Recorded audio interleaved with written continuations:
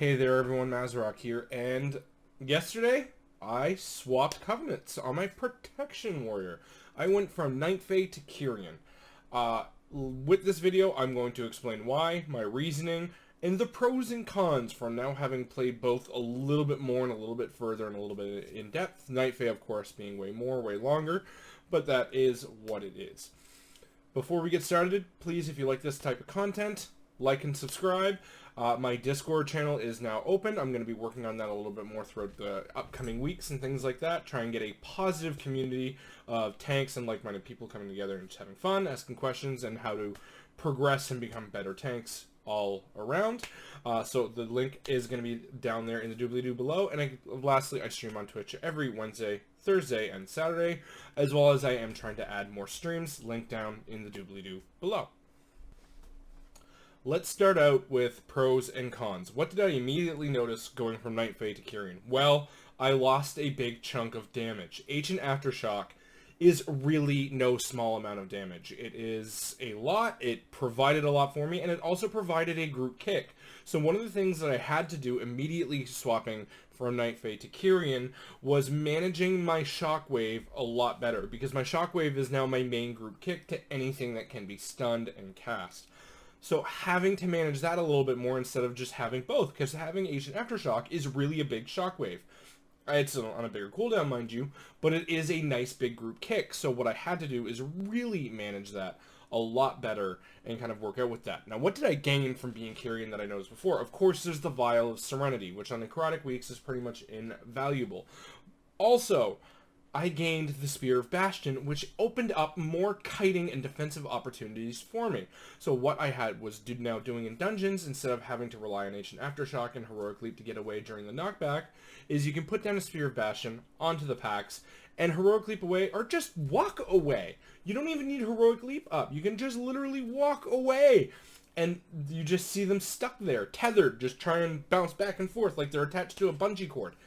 And it's really, really nice. So that opened up a lot of opportunities for me defensively, but it also didn't lose as much offensively as I thought it might. Spear of Bastion does deal a nice chunk of damage, and I still don't even have all of the soulbinds open. And in 9.1, there is the Forge Light, soulbind, excuse me, that is opening up that is going to deal a lot more damage, actually, and reduce the cooldown of your main ability. So if you're Paladin, it'd be Divine Toll. If you're Warrior, Spear of Bastion.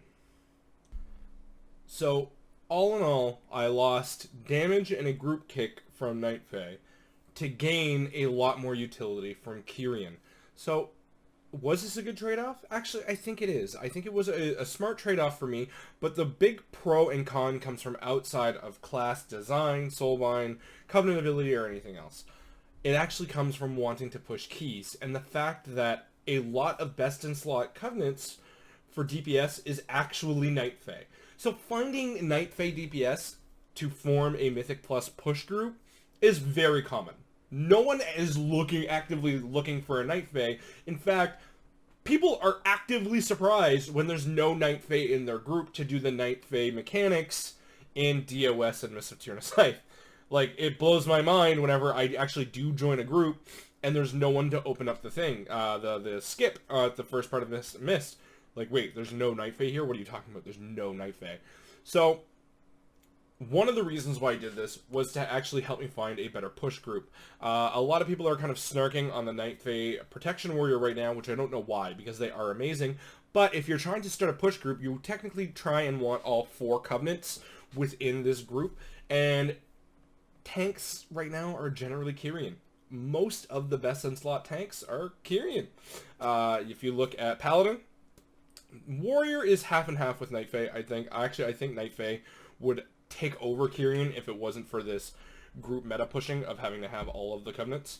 I think Night Fae would actually overtake Kyrian. But Paladin, Vengeance Demon Hunter. I mean, if you're looking at rating, Death Knight, Venthyr may be better for Mythic Plus, but Kyrian is better for rating. So when you're looking at this through that lens, I mean, look at Monk. So we kind of have these stuck positions where I want to try and find a Mythic Plus push group with my friends and design this and meet out and branch out with new people. But I'm kind of expected to be Kyrian. So this is one of the driving factors of why I swapped Kyrian, is to try and get into a better push group, into pushing more. Really, that's what I want to do. I want to start getting into 20s. I've got the know-how, I've got the talent, I've got the skills. I just need to find the group that's going to allow me to do this, and to that wants to thrive with me. Because unfortunately what happened is I only started tanking in March. Okay? I only seriously started tanking in March. Yes, I did a little bit of tanking here and there at the start of the expansion and way back in Cataclysm. But as per Mythic Plus, seasonal affixes, all of that, that was really in early March. And by the time I got KSM and things like that, 9.1 has drug on too long. And a lot of my friends have left. A lot of people stopped playing because they're just bored, they're tired, they want new content. And just doing Mythic Plus over and over again isn't appealing to them. But for me, I have 4 months where I wasn't doing that. So for me, tanking Mythic Plus right now is still like new content. Because to them, I've only been doing it 2 months. So for me, this is like my January compared to their March. If you're taking into relative terms as to when the game came out, the expansion came out. So I'm still new to this, it's still new to me, and I'm still really having a lot of fun trying to want to push those keys and things like that. I'm just having struggle finding those people that want to get up into 20s and things like that. Because anybody that is running 20s, 18s, and things like that right now, they think that that's the norm and that's where everybody's at. You know what? No. There's a lot of people that are literally just happy getting all of their 15s, getting their KSM, and bye! And you know what? There's nothing wrong with that. Let me specify. There is nothing wrong with that. If that's what you want to do, great. If your goal for the season is to get all 10s, you don't even care about KSM, you just want to time all 10s, that's great. That's what you want to do. Play the game the way you want to play it. So, with the people that I've been around, that's been their mentalities, and there's nothing wrong with that. But that's left me behind wanting to push more without the people to push with.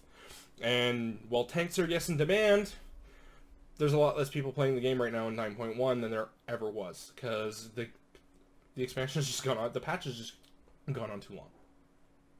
So, pros, cons aside, what were my driving factors for swapping over to Kyrian? Number one, 9.0.5 boredom. I will admit, this patch has gone on way too long, as I just spoke earlier, and I kind of wanted to try something new, and right now, there's literally no downsides, because if I don't like Kyrian, when I'm fully renowned out and good to go, and I don't like it, I can just swap back over to Night Fae and be perfectly happy where I was. Everything is going to be back where it was, with all of my stuff upgraded, and I don't have to worry about it. So, there's really no downside to this. It's just a little bit of pre-planning in advance. If I don't like Kyrian by the time 9.1 comes out, just swap back over to Night Fae and go from there. But as well, what it has taught me is that there are different styles of play. And going over from just one covenant to the other, it really did change the way in which I am tanking. And how I have to go ahead and view packs differently. Where before I could just be like, I'll Ancient Aftershock this pack, problem solved. Now I have to think about things a little bit differently. When to use my Spear of Bastion. Is this going to be use it right from the start and get some good damage going? Or use it a little bit later in the pack and use it to kite? And things like that. So it really got me to see a different side of the Protection Warrior just by swapping covenants. So that was one of the driving forces where I kind of wanted that experience as well.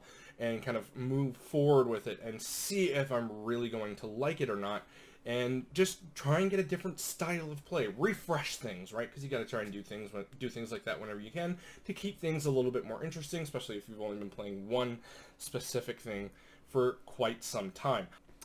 And here's a little fun fact from what I learned by swapping covenants. Whatever achievement you have for upgrading your covenant abilities, like your Anima Conductor, Transport Network, and such, you will actually carry forward with you. So if you have all of the rank 3s, you keep that with your new covenant, even though you do not have them all at rank 3 yet. So you can still quickly anima farm a lot faster than if you were, to lose that. Because trust me, once you get everything up to rank 3 and everything gives 3 extra pieces of anima, I mean, we all rush towards the anima quest that's 250, but there's a lot of them that give like 245.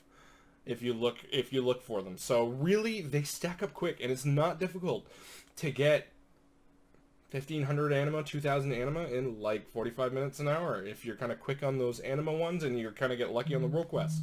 It really, really does. It's really nice for catch up. So if you are going to leave, I would make sure that if you can, because you're going to lose everything in your reservoir anyway until you go back. I can't say lose, that's not the proper term, but you're not going to have access to it with the new covenant. So if you can, get everything up to the highest degree of upgrade that you can. So if everything is at rank 2 right now except for 1, and you're like 3/4 of the way with your anima to be able to get that other rank 2 up, get that rank 2 first, then swap. Because it's going to be a lot easier with that achievement under your belt than to try and farm that anima later without it, right? So just a little, quick fun fact for you. Whatever achievement you do have, you keep. It is permanent, and all of the anima that you receive afterwards is according to what achievement you have, which is really, really nice. I really, really enjoyed that little thing. So at the end of the day, I did something I never thought I was going to do. I never thought that I would actually drink the Kool-Aid and go Kyrian. But you know what? It has taught me a lot about Protection Warrior itself, what I can do to be better as a tank and move forward, and has brought new life into a patch that has gone on way too long. So since we don't exactly have a picture-perfect idea of when 9.1 is coming out, there are a lot of rumors that they are aiming for July 1st, but there's still a lot of raid testing and things like that to go along. I don't know about class balancing or anything like that. I have really no idea in which way they're intending to go there. They seem to have a couple of classes that they're super keen on just driving into a certain direction and leaving everything else alone. Tanks, Blood's getting stuff. Warriors are getting a little bit more execute for protection. Nothing really to report there. But at the end of the day, if you want to keep playing WoW, breathe new life into the game, try swapping covenants, because right now there is literally no downside. You can literally just swap back before 9.1 if you're unhappy with your choice, but at least you attempted something new, and you might have learned something a little bit more, because now, especially with me, having gone with the Spear of Bastion, I've really learned when I can use Ancient Aftershock a little bit better and a little bit more appropriately, and I've learned that by not having it and having something different that does something different. And I'm sure that the moment I go back from Kyrian to Night Fae, which might happen, I don't know. I'm not a huge fan of the Mog of Night Fae, I just love the Ancient Aftershock ability, and Soul Shape is really, really nice. But I'm probably going to miss Spear Bastion, big time. Is there a covenant that you wish your tank could play that you just can't because it's not meta, it's not the best, it's not the right one, blah, blah, blah, blah, blah, but you think could be a lot of fun in the right terms? Leave that down in the comment section below. I would love to hear it. Doesn't matter the spec. I know this is a warrior video. Don't care. Let that comment go down in the section below, and let's all have fun. So again, the Discord community is up and running. Invite link down in the doobly-doo below. If you are, looking for other tanks to kind of chill out and have fun with, ask questions, and progress and improve with, this is hopefully going to be the community for you guys. I'm going to be working on it throughout the week and getting more things added into it and all of those fun things. So, aside from that, I hope you guys are enjoying Shadowlands as much as I am, even though it has been dragging on forever, and the excitement for 9.1 is starting to get real with me. The soulbinds are really what's really attracting me here. I'm having a lot of fun with that. So, aside from that, I hope you guys are having yourself a good day. Please be good to each other.